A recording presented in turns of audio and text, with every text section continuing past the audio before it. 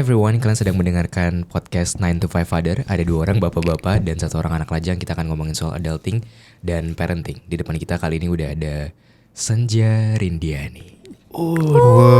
Dari podcast Senja Bersuara. Yes. Halo semuanya pendengar podcast 9 to 5 Father. Halo. Gila kita merasa ini banget loh. Gila didatengin sama top 5 podcast self-care ya. Self-care tahun 2023. Oke. Kehormatan banget gak sih? Ya, kehormatan guys. Siapa tahu nular ya. Iya. Hormat dulu.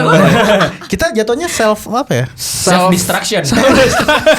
Kita menghancurkan diri sendiri. Self improvisasi. Iya, self improvisasi. Karena kita freestyle banget anaknya. Iya. Oke. Karena Gimana mau rapi ini? Kita niat mau rapi tadi ya. Jadi di episode sebelumnya kita juga udah sempat main ke tempatnya Kak Shirley. Iya, nanti silakan dicek di Dengerin. Spotify. Kapan mau naik ya? Malam ini ya? Tunggu selesai. di push klien. Selesainya diedit ya kayaknya. Itu lu udah ada banyak waiting list apa? Enggak sih. Gue kalau collab kebetulan kayak abis ini siapa lagi ya gitu. Jadi belum begitu direncanakan karena sebenarnya basicnya gitu. Iya belum sih karena basicnya sebenarnya kan monolog gitu. Cuma kebetulan gue kan mulai podcast itu 2022 Juni. Sebenarnya 2019 gue pernah bikin iseng. Cuma dalam 3 tahun cuma 16 episode gitu. Waktu kuliah dulu iseng banget gitu. Tiba-tiba kepikiran impulsif aja. Terus di bulan Juni 2022 bikin podcast Senja Bersuara kayak rebranding dan beneran baru serius kayak gitu. Nah dan awalnya memang bikin podcastnya itu monolog kayak gitu. Nah pas terakhir kemarin di akhir tahun 2023 gue kepikiran kok kayaknya gue pengen sebuah warna yang baru di podcast Senja Bersuara.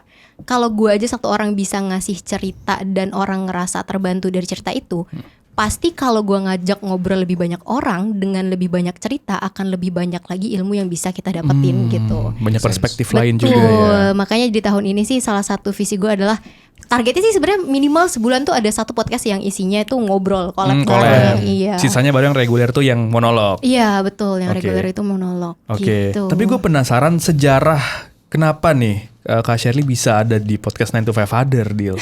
Oh, oke. Iya, gimana nih ceritanya, Dil? Jadi si Shirley ini sebelumnya gue udah kenal di Instagram. Ya, betul. Kita pernah ketemu di satu event bareng di Lini Masa. Terus kita pernah ada satu momen 101 ya, yang betul. lo ngajakin gue. Iya. Itu di Starbucks Sarina. Tapi sekarang di boykot ya. Iya, lagi di boykot. Itu sebelum di boykot. Sebelum rame. Dan waktu kita kesana saya mati ya. Iya betul. Panas banget. Itu panas api neraka itu. Iya. Nah jadi menarik banget sih. Gue nggak tahu tiba-tiba tuh dia ngajak gue. Boleh ceritain nggak sih? Boleh nggak apa? Jadi dia ngajak gue untuk ketemu. Lu mau cerita? Pokoknya intinya soal karir. kegalauan karir. Iya. Oke. Jadi tuh dia saking sibuknya sampai galau. Oke. Sampai bingung mau kemana nih gitu. Oke. Ya walaupun masukan gue juga nggak penting-penting amat. Gue juga penting dong, penting. Gue juga nggak yakin bisa nge-influence segitunya. Ya. Pokoknya ada momen itu cerita banyak. Aduh, pokoknya gue denger cerita dia sampai pusing gue.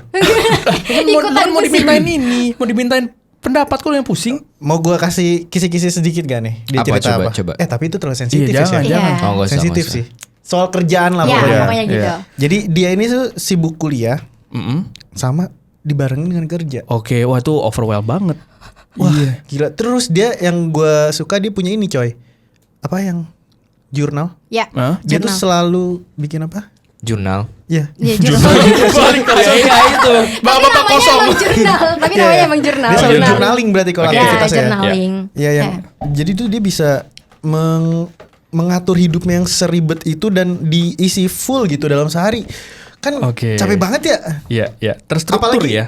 Apalagi hari ini tadi infonya. Ini tuh sekarang kita take jam 9 kurang. Dia itu baru kita collab. Si Shirley itu bisanya jam 7 malam.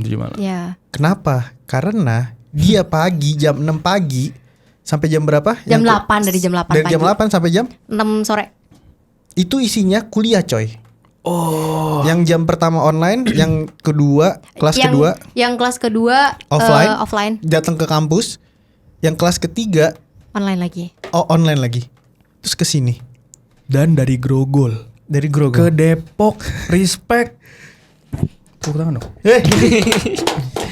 Gila. Kenapa sih lu lu mau memilih Dan masih on. Iya, Dan lu masih semangat. Iya. Gilang aja udah ngantuk ya? Udah tidur tadi. Gimana? Kenapa sih lu mau memilih? Jenis hidup seperti ini. Bisa nggak sih santai-santai aja hidup ini? Justru langsung jawab aja nih ya. Iya, boleh. Justru sebenarnya menurut gue ya, hal-hal yang seperti ini adalah cara gue keluar dari realita hidup gue yang membosankan gitu. Anjay. Karena kebetulan gue ngerasa pekerjaan gue adalah pekerjaan yang monoton, Yeah. yang which is sebenarnya itu juga gue paham bahwa pekerjaan gue itu adalah sesuatu hal yang repetitif, Yeah. dan gue ngerasa diri gue sebenarnya bukan tipe orang yang bisa untuk dihadapkan pekerjaan seperti itu. Akhirnya sebenarnya membuat konten dan lain-lain itu justru jadi tempat gue untuk merecharge energi lagi. Oke, lu jadi fulfilled di sini Iya ya. gitu, justru merasa fulfillednya di situ. Makanya mungkin kalau pertanyaannya kenapa masih on, karena gue suka kayak gitu. Iya sih. Dan justru ini tempat istirahat, salah satu tempat istirahat quote and Iya, quote ya. iya, Istirahat iya. gue tuh justru kayak begini gitu. Iya. Ketemu sama orang, ngobrol sama orang Oh. gitu.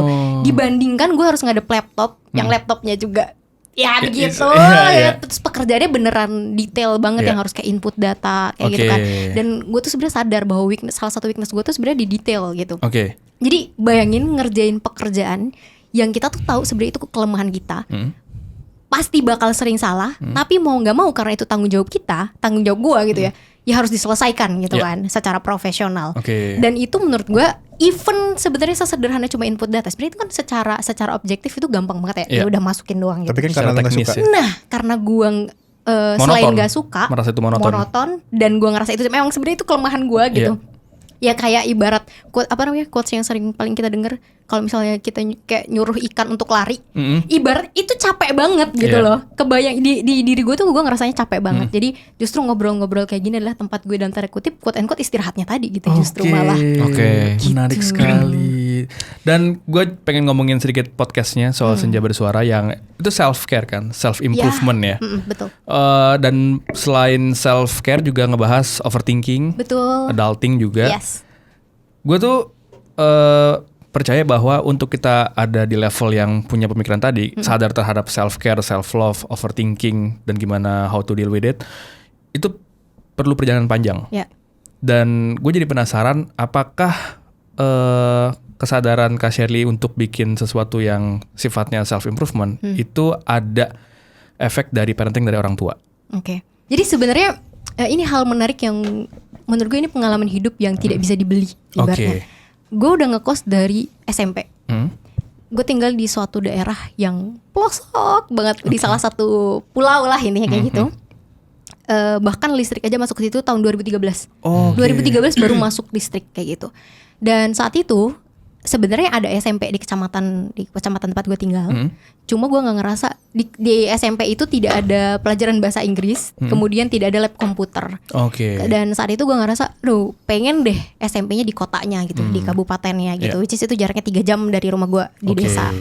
Nah saat itu ya nggak mungkin dong pepet tiap hari 3 jam gitu kan. Ya akhirnya mau nggak mau gue ngekos lah saat itu sejak SMP. Sendirian? Ya, tinggal di rumah orang kayak gitu. Terus habis itu dari sana justru gue ngerasa ya, apa yang ada di diri gue sekarang itu adalah bentuk gue lebih banyak mendapatkan pendidikan dari proses perjalanan gue tinggal sendiri. Jadi bisa dibilang gue sekarang memasuki usia 24 tahun di tahun ini. Dan dari total 24 tahun itu gue tinggal sama orang tua gue cuma 11 tahun.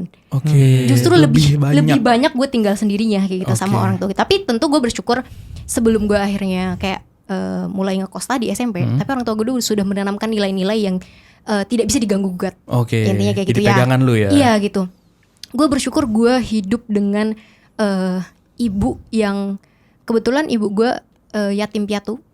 Jadi nenek berarti nenek ya. Nenek gue itu meninggal ketika ibu gue masih bayi. Kemudian kakek gue itu meninggal ketika ibu gue masih kelas 6 SD. Jadi dia merasakan betul bagaimana struggle-nya hidup sendiri di dunia. Kemudian dia punya kakak-kakak kayak gitu kan. Cuma ya sayangnya kakak dengan sayangnya orang tua pasti beda. Gitu kan. Jadi dia mungkin sudah mengerti bagaimana dalam tanda kutip kayak kejamnya dunia lah ibarat gitu ya kalau kita sendiri. Kehilangan ya. Iya kayak gitu, dan mungkin itu yang selalu dia pengen ajarkan ke gue. Meskipun gue cewek ibaratnya gitu, gue juga harus siap untuk menghadapi segala macam hal-hal yang mungkin terjadi dalam hidup ini. Kayak gitu.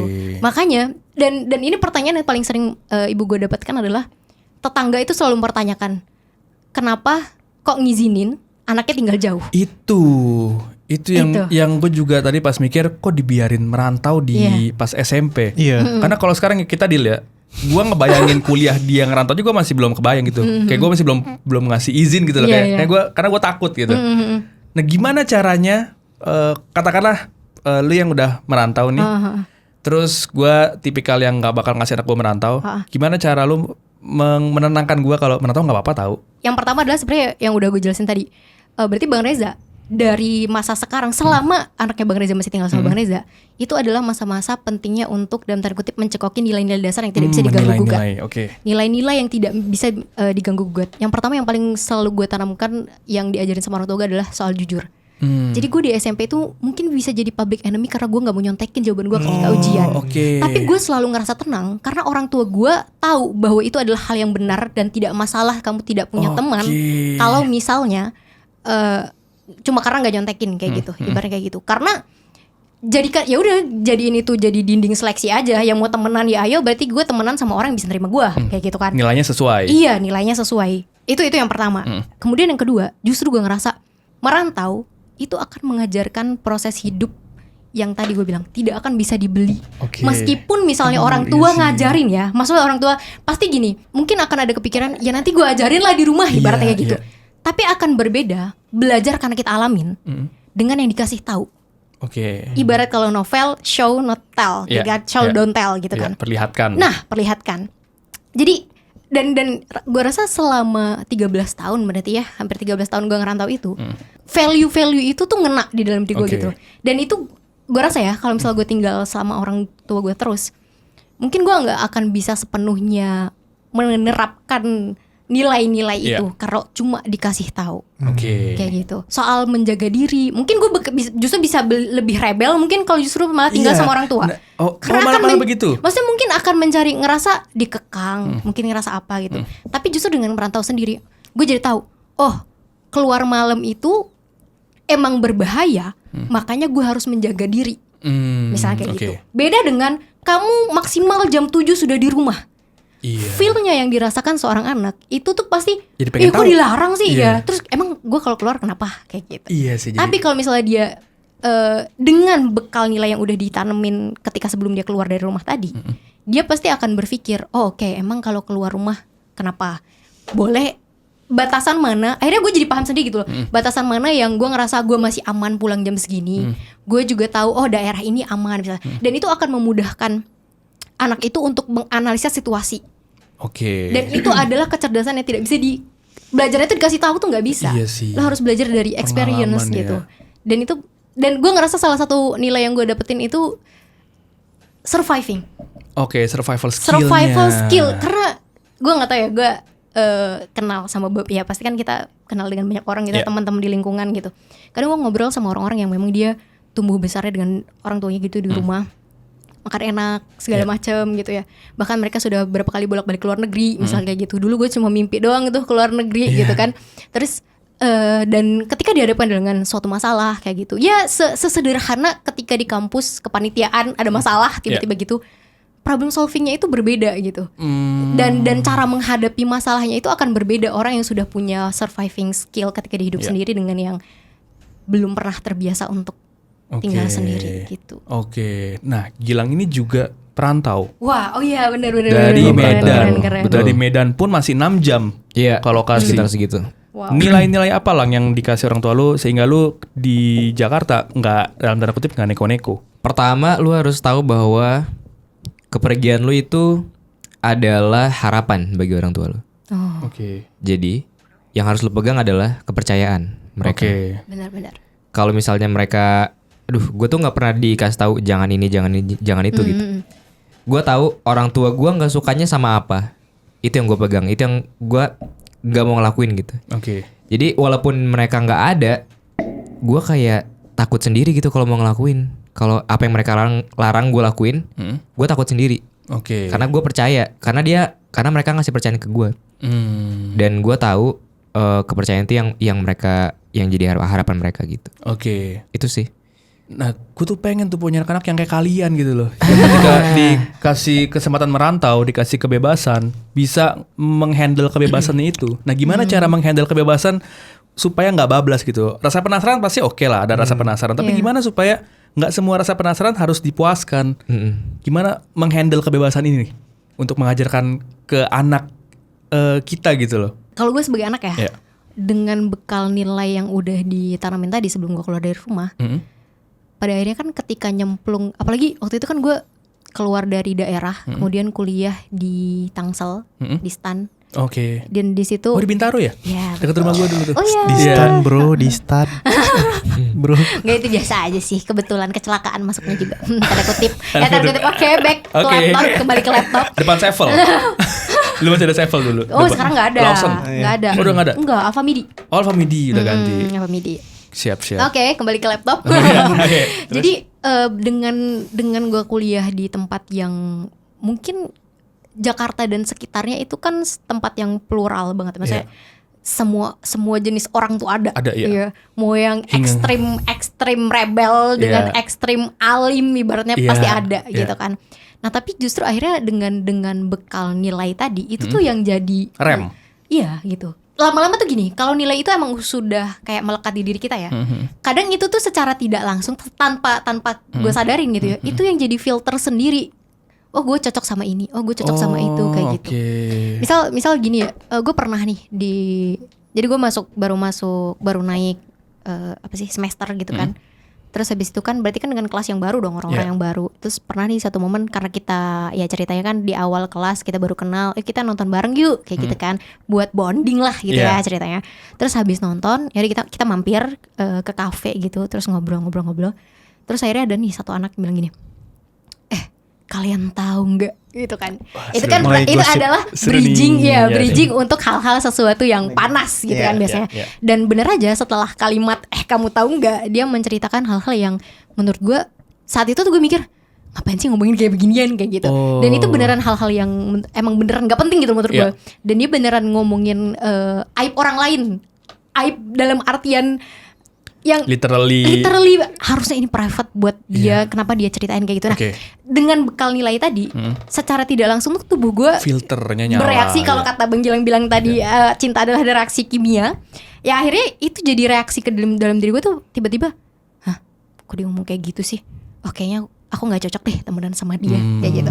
Dan masa kalau emang nilai itu sudah melekat di dalam diri kita, secara tidak langsung dia yang jadi kayak penjaga pagarnya gitu ya. Oh ya, kamu boleh masuk ke hidup aku. Oh, kamu nggak boleh masuk. Oh, kita cocok nih. Ayo kita. Ataupun katakanlah misal sekelas udah kenal, udah ngobrol, tapi ternyata ada beberapa momen yang kayaknya gue nggak cocok kalau misalnya melakukan ini bareng dia. Jadi sebatas sejauh mana aja kedekatan pertemanan itu tuh akan terfilter dari bekal nilai-nilai tadi kayak gitu loh. Kalau yang gue alamin sih kayak gitu ya. Nah kalau Gilang kan tadi juga dikasih nilai-nilai tadi kan, pendekatan yang dikasih orang tua lu terhadap cara mereka menanamkan nilai itu supaya sampai kira semelekat ini, itu gimana pendekatannya? Yang paling gue inget itu nyokap gue bilang, Bang, kan gue bisa dibilang anak baik-baik lah. Soalnya gue pas sekolah juga nggak macam-macam gitu kan. Yang dibilang nyokap gue cuma satu, nanti kalau Mas nggak di rumah lagi, artinya adalah kuliah dan merantau. tetap jadi Mas yang ibu kenal ya gitu. Karena gua pergi dan jarang akan jadi jarang ketemu sama mereka. Gue tetap mau jadi anak mereka yang mereka jarang temuin juga gitu. Lu nggak mau berubah? Gue nggak mau berubah ketika gue pulang. Nyokap gue minta jangan berubah gitu kan. Ya udah gue lakuin sebagaimana anak yang mereka kenal ketika gue masih ada di rumah gitu. Itu aja sebenarnya. Dengan satu conversation tadi. Kalau dari bokap ada? Itu, gue disuruh bye-bye aja. Iya, itu kalimat yang sering gue denger ketika kita ngobrol ya. Dari berangkat sekolah ya. Bye-bye ya. Bye-bye ya. Bahkan setiap mengakhiri chat, Kan gue tiap hari kan chat di grup kayak tadi gue mau podcast, tadi gue syuting, selesai syuting mau podcast gitu kan, sama siapa aja gitu, sama sini ada 5 podcast misalnya gitu kan. Lu cerita nggak kalau ini kayak bakal capek banget deh gitu. Belum cerita sih, tapi kayaknya nanti gue cerita. Nah biasanya kalau malam-malam itu bokap gue abis ngopi terus nanya udah pada tidur belum? Di grup keluarga. Soalnya kan adek gue juga nggak di rumah kan. Kemana? Kan kuliah. Iya kuliah. Di Medan. Di Medan. Jadi merantau juga dianya. Jadi adek gue jawab belum, ini lagi di luar misalnya keliling-keliling jalan-jalan gitu. Mie agam. Enak tuh bang. Nah gue jawab biasanya belum.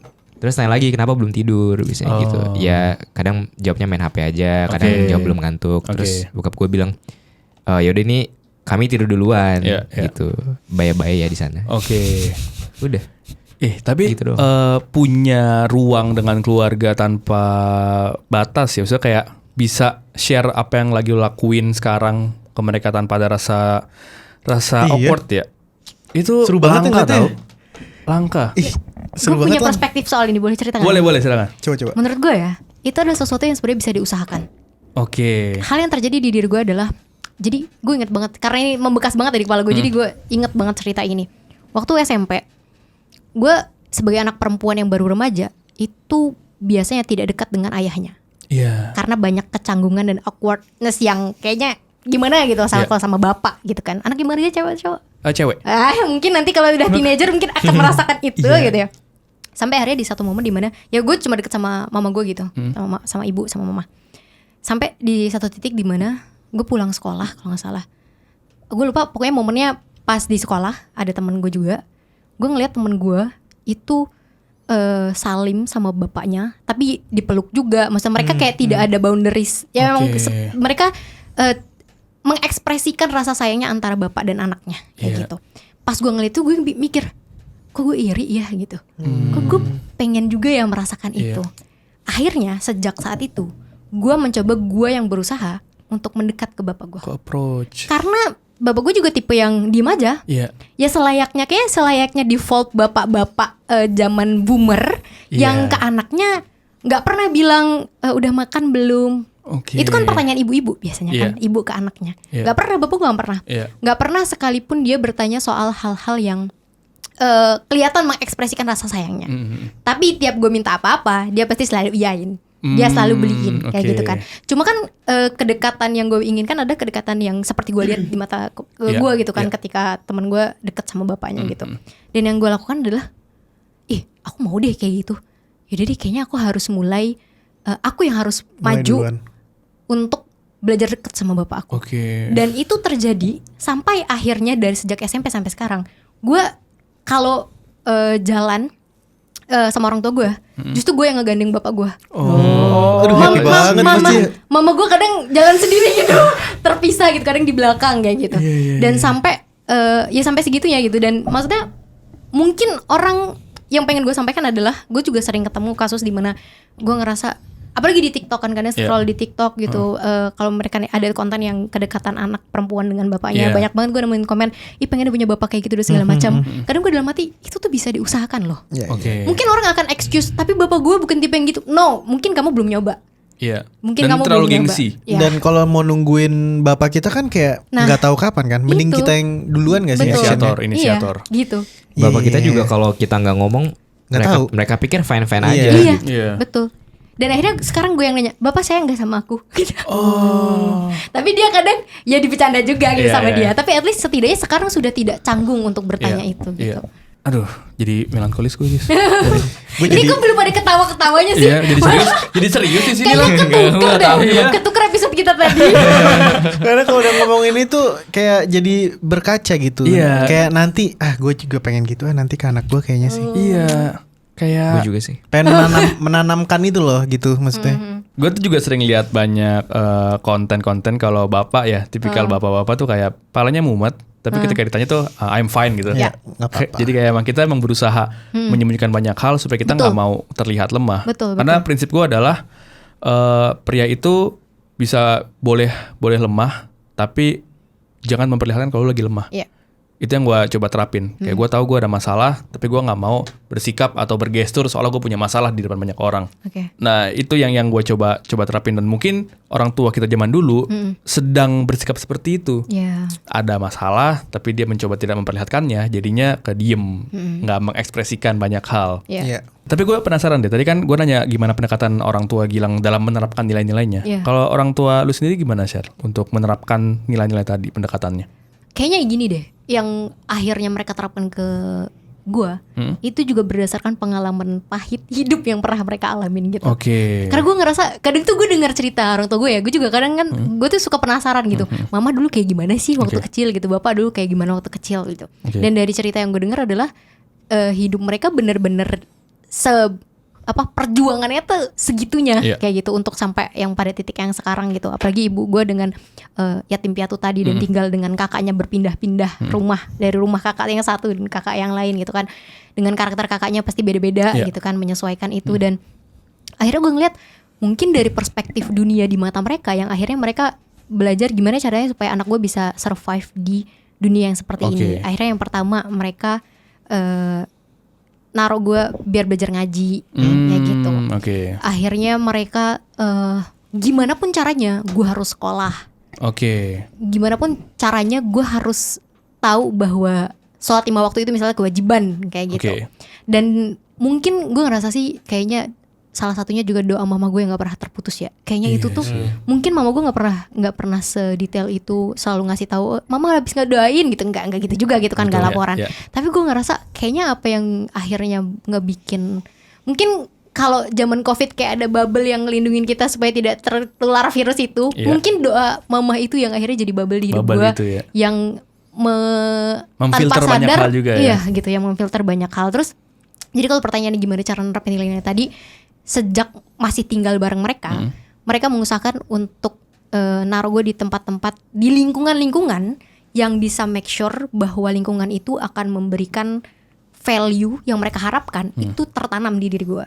Salah satunya tadi misal dengan ngaji kayak gitu kan, terus dengan ya sekolah kayak gitu kan, sekolah di tempat yang benar gitu, nggak di tempat yang asal-asal gitu.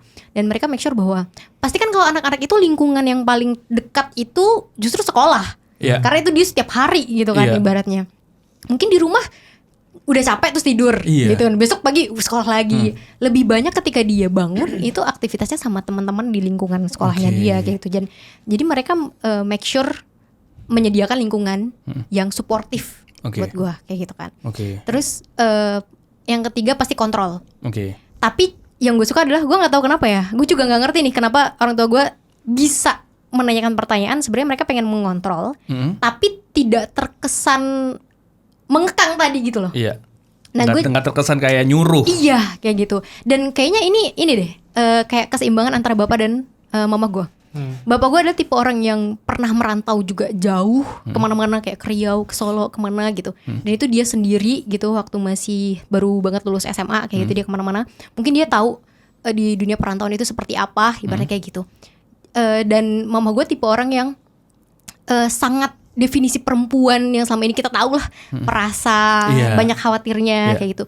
Gue dulu waktu mau pas SMP itu kan karena itu ngekos, gue dulu bisa bawa motor tapi kan cuma di desa doang. Sedangkan itu kan kota rame gitu ya. Tapi gue pengen bisa bawa motor di kota gitu kan. Akhirnya yang gue lakukan lah, gue diem-diem awalnya kan. Gue diem-diem, gue gak cerita ke orang tua gue gitu. Tapi gue ngerasa berdasarkan analisa gue tidak sebahaya itu, dan gue ngerasa gue bisa handle gitu jalan yang rame itu gitu. Ketika gue akhirnya sudah terbiasa jalan di kota, kemudian akhirnya gue cerita, bapak gue tipe yang senang dan membiarkan mama gue kok nggak bilang sih, kan nanti kalau ini nanti gini gitu. Dan nggak tahu kenapa, mungkin peran itu yang dibutuhkan di dalam satu keluarga ya. Antara satu yang berusaha untuk menjaga, satu yang bapak gue tuh, gue bersyukur ya, bapak gue tuh tipe orang yang mungkin ya tadi berdasarkan pengalaman hidup dia pengen gue tuh bisa apa-apa sendiri. Bahkan gue pernah waktu SMP kayaknya itu, gue tuh waktu itu baru pertama kali buka buku tabungan, terus disuruh nabung gitu loh. Dulu kan masih ke teller gitu kan, nabung ke teller. Gue takut karena kan belum pernah ngomong ke orang asing gitu. Tapi ini lucu banget sih. Jadi waktu itu tellernya ada cewek ada cowok. Terus bapak gue bilang, sana maju sendiri gitu kan. Terus gue bilang gini, kalau tellernya yang cowok sama bapak, tapi kalau tellernya yang cewek nggak apa-apa, aku maju sendiri gitu kan. Dan ternyata malah tellernya cewek beneran dong, yang giliran gue gitu kan nih cewek. Ya terus ya gue lihat-lihatan dengan sama bapak gue gitu kan. Ya mau nggak mau maju dong sendiri gitu kan. Challenge ya. Iya sesuai challenge. Udah tuh selesai kayak gitu. Terus ada juga momen gue ini keinget banget di kepala gue adalah waktu gue masih kecil, kayak sebelum SD bahkan 3 atau 4 tahun. Gue pernah ke minimarket. Kan abis main sama bapak gitu ya. Terus ke minimarket. Waktu itu gue belum berani belanja sendiri. Kan takut di kasir bayar gitu kan, takut. Tapi bapak gue bilang, masuk aja sendiri terus bayar, ini duitnya. Takut, gak usah takut, ini aja kayak gitu kan. Ya akhirnya ya udah mau gak mau gue coba kayak gitu kan. Dan ternyata setelah gue recall lagi ya memori-memori gue, banyak banget kesempatan-kesempatan yang bapak gue kasih supaya gue tuh mencoba bahwa gue tuh bisa sendiri kayak gitu. Bahkan waktu gue mau kerja sekarang nih, waktu itu kan gue harus mengurus administratif, surat kesehatan lah apa segala macam. Dan ada satu jenis surat kesehatan jiwa itu cuma bisa diurus di tingkat provinsi, sedangkan gue tuh di kabupatennya kayak gitu. Dan jarak provinsi ini tuh kalau pakai mobil seharian literally 12 jam. Dan tapi gue tidak diantar. Ya udah kamu kesana aja sendiri. Perjalanan mencari 12 jam itu. Iya itu. Jadi maksudnya ke rumah sakit di sana yang supaya gue bisa dapetin surat keterangan sehat jiwa itu. Dan memang banyak juga sih, maksudnya teman-teman gue yang akhirnya kuliah di provinsi itu, maksudnya di kota provinsinya itu. Tapi maksudnya kan tidak semua bapak mengizinkan kayak gitu juga kan. Meskipun anak cewek lagi. Iya gitu maksudnya. Tapi justru akhirnya dari situ gue jadi belajar, oh kalau ngurus sendiri tuh kayak gini ya gitu. Oh bisa ya ternyata. Jadi gini, dengan mengizinkan anak seperti itu, dia jadi punya kepercayaan diri yang tinggi untuk menghadapi situasi. Iya sih benar sih. Kalau dia tidak pernah diizinkan punya chance untuk ngadepin sesuatu sendirian, tidak akan pernah pede untuk ngadepin situasi yang susah. Dan gue tuh punya kecenderungan untuk menghindari anak dari rasa sakit kan. Dan kayak, ya udah kalau bisa gue handle, gue penuhi gitu. Paham. Dengan dali kayak dulu gue pernah ada di momen gak dapet, nah anak gue nggak boleh nggak dapet. Jadi pengen membalas dendam. Tapi ternyata pas gue pikir itu salah juga. Gue cuma memenangkan ego gue. Jadi gue nggak peduli sama pertumbuhannya dia.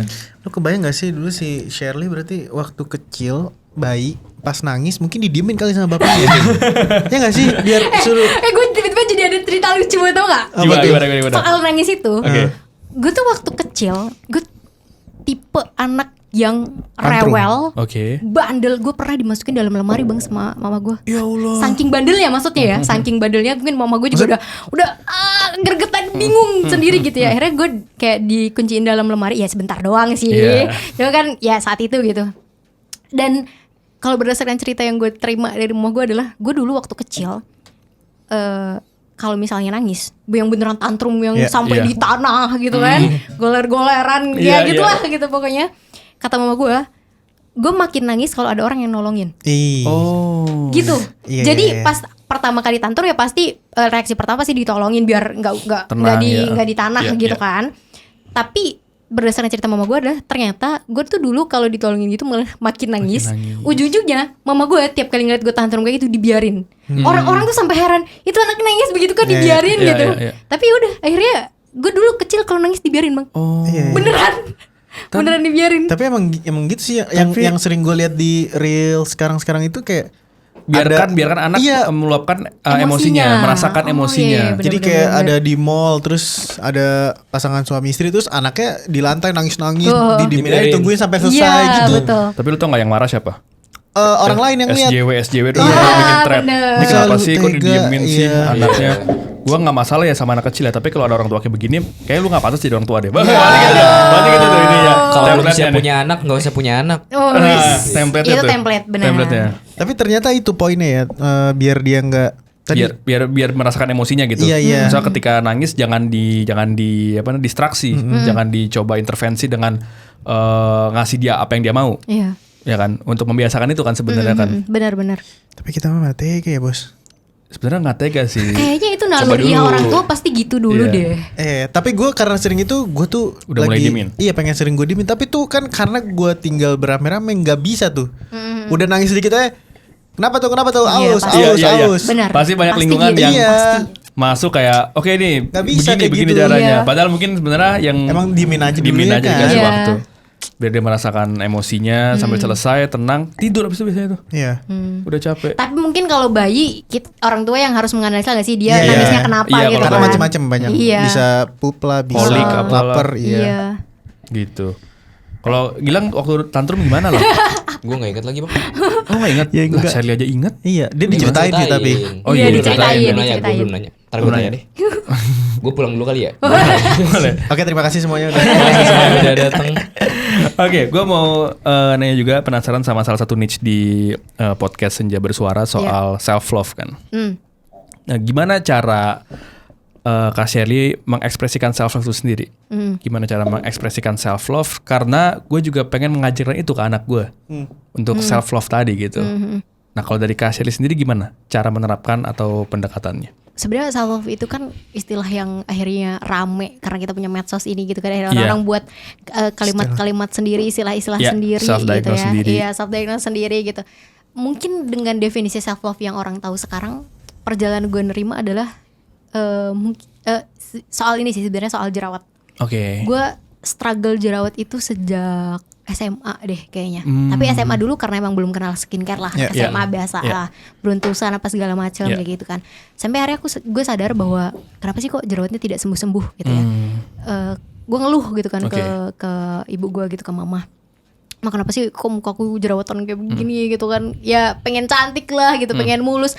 Temen gue yang tidak pernah cuci muka, tidak pernah apa, tidur sembarangan, makan sembarangan, mukanya mulus aja gitu. Dan gue punya temen yang sekosan nih sekarang, dia beneran kayak nggak begitu peduli gitu loh sama mukanya. Maksudnya ya dia beneran cuma basic skincare doang Oke. gitu. Terus makanannya juga ya sama aja gitu kayak gue. Tapi tidak pernah bermasalah soal jerawat gitu. Iya. Ibaratnya mukanya, kadang gue sering ngiri. Dan itu tuh bermasalah sejak gue SMA gitu. Belum Oke. lagi kalau misalnya tiap kali pulang pas libur gitu kan, pulang ke rumah, itu tuh tetangga tuh beneran yang, "Kok Sherly mukanya gitu." Iya. Coba ini, coba itu. Itu kan bikin kita jadi pasti emang kenapa sih kayak gitu kan, Iya. sampai sebel sendiri gitu Iya. kan. Sebenarnya gue belajar bahwa ternyata memang gue punya secara jerawat itu kan salah satu penyebabnya juga adalah genetik. Genetik. Ternyata gue punya keturunan acne prone skin yang emang mukanya juga oily gitu kan. Oke. Dan di lain keluarga mama gue ternyata memang rata-rata kita punya masalah yang sama soal jerawat. Oke. Sampai di satu titik di mana waktu parah-parahnya itu waktu kuliah. Karena kuliah itu udah lama merantau, uang saku nggak banyak, Iya. makan sembarangan, yang penting nasinya banyak Iya. gitu kan. Tidur nggak jelas karena begadang, mempertahankan supaya gue nggak kena DO gitu Iya. kan, ibarat di kampus. Banyak banget stresor yang akhirnya muncul dan itu memicu jerawat yang makin tambah parah Oke. gitu kan. Sampai di satu titik gue mikir, gue tuh sampai pernah malu bang buat keluar. Jadi gue bahkan kayak di kelas aja tuh kadang gue pakai masker karena saking malunya kalau Oke. orang ngelihat muka gue tuh berjerawat. Oke. Satu momen yang akhirnya bikin gue sadar bahwa jerawat itu bukan masalah adalah ketika gue sendiri gitu ya, gue merenung, terus gue reflect ke diri gue sendiri, apa sih sebenarnya masalahnya orang berjerawat. Gue menemukan bahwa gue tanya ke diri gue sendiri, emang kalau kamu ketemu orang terus dia punya jerawatnya banyak, ibaratnya mukanya secara fisik kayak gitu, atau kamu ketemu orang yang katakanlah mungkin mukanya tidak sempurna, mungkin dia matanya mungkin lebih sipit misalnya daripada kita, atau mungkin bentuk kupingnya berbeda sama kita Oke. gitu. Apakah gue ketika ngelihat itu langsung tidak mau berteman sama dia? Oke. Apakah ketika bertemu orang yang misalnya pendek atau bahkan tingginya nggak wajar, terus gue langsung, enggak, aku nggak mau temenan sama dia gitu. Dan ternyata jawabannya ketika gue tanya itu ke dalam diri gue sendiri, enggak. Gue kalau ketemu orang, kalau ngobrol ya udah ngobrol gitu. Yang gue cari ketika ngobrol sama orang bukan gimana dia terlihat secara fisik kan, Iya. tapi gimana cara kita nyambung dalam sebuah obrolan itu. Iya. Ketika gue menemukan jawaban itu, kalau aku mikir kayak gini, aku yakin pasti ada orang lain yang punya pikiran yang sama. Oke. Jadi akhirnya misi gue adalah menemukan orang-orang yang punya pikiran yang sama tadi. Oke. Tanpa memaksakan, kalau memang kamu tidak bisa menerima orang yang berjerawat di hidup kamu, ya udah berarti Ya udah. kita tidak cocok. Iya. Sesimpel itu. Iya. Dan akhirnya yang membuat gue menemukan titik berdamai dengan diri sendiri itu ketika gue coba reflect ke diri gue sendiri, emang aku langsung menjauhi Kayak apakah orang yang berjodoh itu terlihat begitu berdosa kayak gitu sampai gue langsung menghindar dari dia. Enggak, gue nggak gitu kok gitu. Ya berarti kalau gue aja kayak gini, kan manusia pasti selalu punya irisan-irisan value yang sama dong gitu. Gak mungkin cuma kita doang yang punya value itu gitu kan. Ya itu akhirnya gue bikin gue sadar, oke, berarti misi gue adalah menemukan orang-orang yang bisa menerima gue kayak gini dan tidak mempermasalahkan soal fisik tadi. Jadi dari satu kejadian itu, penerapan self love-nya itu bisa seluas itu ya, dari satu penerimaan soal jerawat dan akhirnya masuk ke value dan lain-lain. Betul. Dan akhirnya yang awal yang nge-trigger adalah soal jerawat, akhirnya pelajaran yang gue dapat tadi soal jerawat, menerima terutama soal jerawat, kebawa ke yang lain. Soal gue misalnya gue ngerasa gue nggak memenuhi standar cantik yang sampai semua orang setuju bahwa dia cantik gitu. Gue nggak ngerasa di gue cantik yang segitunya kayak gitu kan. Tapi gue bisa berdamai dengan itu akhirnya gitu. Ya itu akhirnya bisa diterapkan, value-nya jadi bisa lebih luas tertanam dan ya bisa applied di kasus yang lebih luas lagi gitu. Gue pengen nanya ini dong, kan lu kan sibuk banget nih share. Gimana rencana pernikahan lu nanti? Ini ada cerita lucu lagi tiba-tiba nih. Jadi gue tadi pagi habis jadi harusnya kan gue tadi kedua harus adanya ada jam kuliah yang offline. Ternyata jam kuliah yang offline-nya itu dia di cancel, diganti kuliah lain lagi yang online. Tapi gue kebetulan ternyata ada seminar di kampus, maksudnya seminar ya gue sebagai peserta doang gitu kan datang. Terus akhirnya yaudah gue datang, terus ketemu dong sama teman gue gitu. Kita berdua duduk sebelahan, terus kita banyak ngobrol. Akhirnya ada satu pertanyaan yang dia tanya ke gue, kamu berencana nikah gak, Syar? Iyalah gitu. Kapan? 2026. Udah ada calonnya belum? Belum. Tapi tahunnya udah ada. Nah makanya terus habis itu temen gue ketawa, kok kamu udah punya target tahun tapi calonnya belum ada kayak gitu kan. Gue gak tahu sih, kayak gue mencoba untuk menyocokkan rencana jangka menengah dengan rencana jangka panjang gue sama sisa waktu yang gue punya. Kalau misalnya kapan waktu yang tepat gue pengen menikah kayak gitu kan. Berarti kan 2 tahun lagi. Iya, kayak gue tuh kadang suka galau juga bang. Maksudnya kan gue saat ini tidak punya pacar kayak gitu kan. Kadang juga suka, pengen cerita tapi gue bingung cerita ke siapa gitu. Gue tipe orang yang suka banget cerita gitu kan. Gue bisa stres kalau sehari ini gue nggak cerita kayak gitu. Dan kebetulan untungnya aja sih sekarang posisinya gue ngekos dan gue punya teman kosan gitu. Jadi sering kadang dan kita tipe-tipe orang yang tidur malam. Jadi kadang dia balik, iya gitu. Jadi dia balik, dia kan kuliah juga tuh. Tapi dia di UI, jadi dia offline bahkan kalau di UI. Dia balik kuliah, gue juga baru selesai kuliah yang online.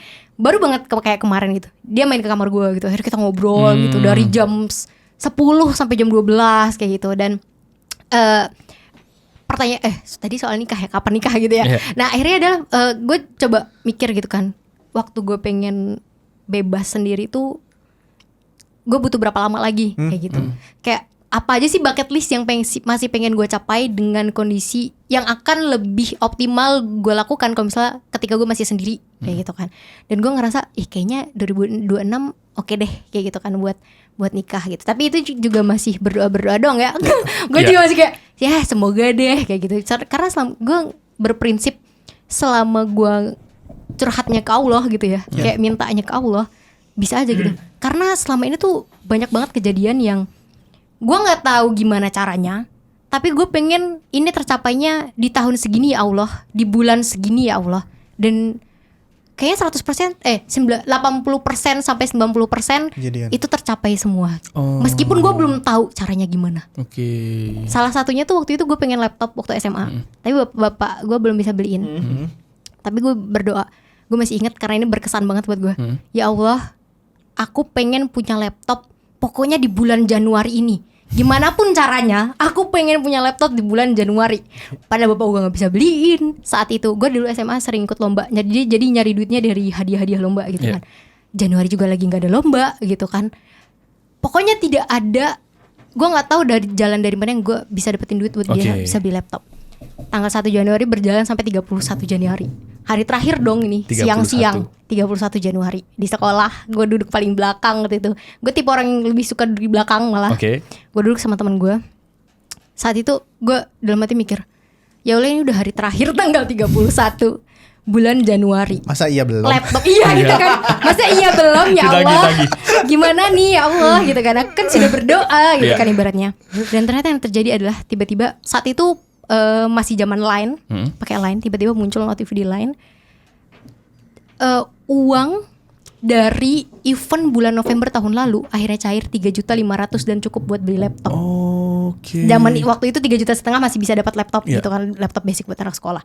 Sejak saat itu gue tidak pernah meremehkan wish deadline waktu yang gue harapkan meskipun gue belum tahu gimana caranya. Dan sampai sekarang banyak banget hal yang akhirnya gue dapatkan dengan deadline waktu yang gue harapkan tadi. Dan akhirnya Allah yang ngasih jalan kayak gitu. Tapi bener sih guys, gue juga pernah tuh ada pengalaman yang ketika gue harus bayar bulanan. Jadi kan gue buka usaha, terus gue gadein BPKB motor. Habis itu usahanya bangkrut 2 bulan.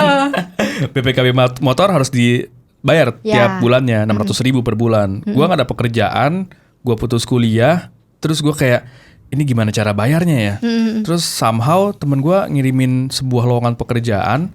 Dan itu gue umurnya 19, CV gue hancur banget, gue inget banget. Dan kalimat-kalimat gue ketika di email tuh kalau lu lihat sekarang tuh sangat yang bakal di roasting lah kalau di HRD bacot kali ya.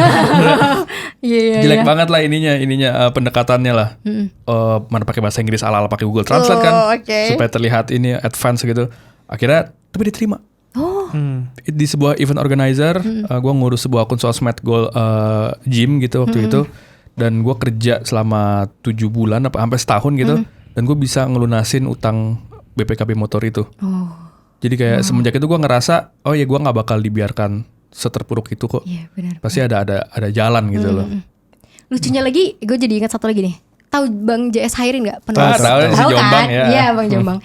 Jadi gue waktu lulus kuliah itu kan galau soal, bukan galau sih, kayak pengen tahu aja kalau dunia kerja tuh gimana sih gitu. Akhirnya gue main ke Gramedia, gue nyari buku yang bahas-bahas soal kerjaan. Ketemulah judul bukunya Kak Hairin. Itu yang Kami Bukan Jongos Berdasi. Ya. Gue beli dengan blind buy. Gue nggak ngerti sebenarnya. Gue baca sinopsisnya aja. Kayaknya gaya bahasanya gue suka deh. Gue beli dong. Gue suka. Gue bikin story. Gue tag Kak Hairin. Kebetulan Kak Hairin emang orangnya ramah banget gitu ya. Jadi dia orang-orang yang nge-tag beneran di reply kayak gitu kan sama dia. Akhirnya dia reply. Terus habis itu gue bilang, Kak, tungguin ya 1 tahun lagi aku juga pengen nulis buku gitu. Padahal saat itu gue belum tahu dan belum bener-bener nulis buku kayak gitu kan. Dan kalau nggak salah itu 2020 gue lulus 2020 dan 2021 deh. Pokoknya antara 2020 atau 2021. Pokoknya kalau dilihat riwayat chatnya tepat setahun kayaknya itu. Pas gue chat kayak gitu sama Bang Kak Hairin itu November 2020, tepat setahun November 2021 gue dapat tawaran dari penerbit untuk menerbitin buku. Kadang antara yang emang direncanakan emang dari awal, misalnya kayak beli laptop tadi, sama kalimat-kalimat yang kadang tercetuskan doang kayak gue pengen ini di tahun ini. Kalau Allah mendengar, tiba-tiba ya udah tercapai aja kayak gitu. Hati-hati sama kata tuh, sama kalimat tuh guys. Itu bener. Kalau kata orang sekarang ini, anak-anak zaman sekarang Gen Z, the power of manifesting. Manifesting. Gokil. Pertanyaan terakhir deh nih. Kita kawan nih asik banget guys. Sampai jam 2 pagi kali ya. Pertanyaan terakhir. Pertanyaan terakhir. Kayaknya kita episode-nya tertukar deh Bang. Terakhir dari gue deh nih. Lu katanya ini banget ya. Terlihat positive vibe kayak gak bisa sedih gitu loh. Kayak bahagia terus, kerasa gak sih? Iya. Jadi cheerful. Penasaran gue, gimana cara lu menghandle kesedihan? Pertanyaannya menarik sebenarnya. Kenapa orang bisa menangkap bahwa gue orang yang cheerful atau positive vibes? Ketika gue sedih, gue tahu medium mana yang tepat untuk menyalurkan kesedihan itu. Gitu. Salah satunya dari podcast, dengan buku, sehingga orang menangkap itu jadi bukan sebagai dalam konteks menularkan kesedihan, tapi dalam konteks justru gue jadi nemenin mereka yang kalau mereka lagi menghadapi stage yang sama dalam hidup mereka, kayak gitu loh. Jadi ya itu mungkin kalau dibilang bisa dapat medium yang tepat. Bahkan lucunya adalah episode ketika gue kecewa tadi, ngerasa kecewa karena menurut gue kebaikan gue dikhianati tadi, itu jadi episode yang paling banyak didengarkan tahun 2023 kemarin. Wah, gitu. Gokil. Lucu sih. Wahana pelampiasan. Itu dia. Semakin keren. jujur semakin menjangkau banyak orang. Semakin relatable. Terima kasih Wah, Kak terima Shirley kasih. udah join di 9 to 5 Father. Gila, kita merasa terhormat sekali. Terima kasih juga sudah mengizinkan mampir ke sini. Siap. Semoga kita bisa collab lagi nih ke depannya Ya, nih ya. amin. Banyak hal yang bisa kita kerjain bareng nih. Tadi pas Iya. gue meeting off cam kan. Ngobrol dikit. Iya. Ya. Betul. Seru-seru banget nih Ada proyeknya. project Project bisa baju. ya. Oke Lang, gimana Lang manager of quotes kita untuk menutup malam ini? Jadi gini bang, gue udah pusing banget ini. Udah mau tidur kayak tadi udah ngantuk banget dari tadi. Sakit banget kepala gue anjir. Oh, masih kencang nih. Masih Kencang. sakit banget. Dari belakang ke depan itu sakit banget. Tapi cuma sebelah kanan doang. Migrain. Migrain. Migrain ya. Kalau sebelah kanan tuh kreatif semua tuh biasanya. Oh, rusak otak kreatif lu. Kayak Lagi apa gitu. kayaknya ya. Oke. Ya udah ntar lu tidur Oke. sini aja jangan pulang. Ntar ini aja quotesnya gue taruh sini deh. Kasih title aja deh. Subtitle. Gitu. Oke, terima kasih Thank you, teman yang Shirley. udah dengar Makasih. dan terima kasih Kak Makasih Shirley. semuanya. Dadah.